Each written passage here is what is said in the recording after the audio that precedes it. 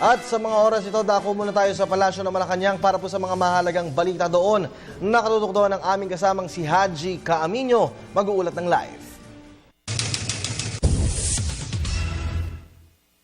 Magandang hapon sa iyo, Kirby. Dumistansya ang palasyo sa isinasagawang proceedings ng Senado hinggil sa issue ng overpriced Makati City Hall Car Park Building 2 at sa naging pahayag kanina ni Vice President Jejomar Binay ukol dito. Ayon kay Presidential Spokesperson Edwin Lasierda, hihintayin o oobserbahan na lamang nila ang isinasagawang investigasyon ng Senado. Ngunit nilinaw ng palasyo na buo ang tiwala nila kay Binay bilang pangalawang pangulo ng bansa.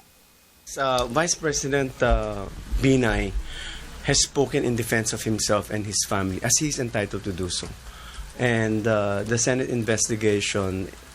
is conducting an investigation as they are entitled to do so likewise. I suppose at the end of the day, it will be up to the Filipino people to make the judgment.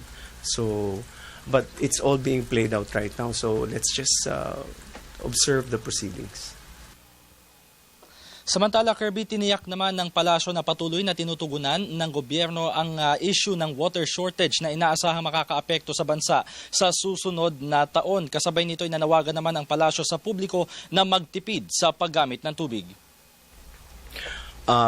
The concerns of both MWSS and the Maynilad and Manila Water are long-term. They're looking at a situation where there's a possibility that there will be a water shortage, and for that particular reason, we are all with them in proactively making sure that we try to conserve water.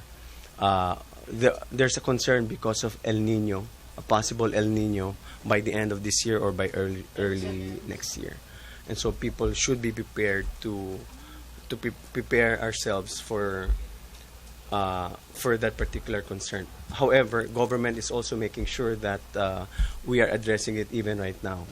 And for that particular reason, Maynilad and Manila Water, and as well as our government officials relating to the water security is something that they are going to discuss and make sure that we do not reach a point where there's going to be a water crisis.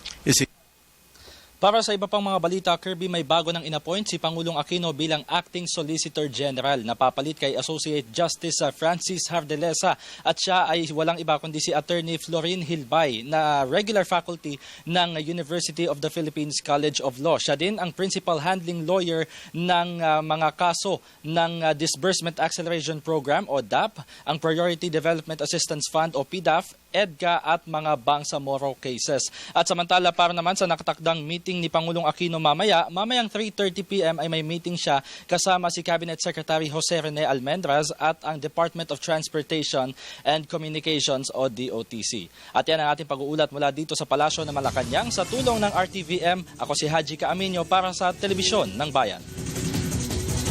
Maraming salamat sa iyo, Haji.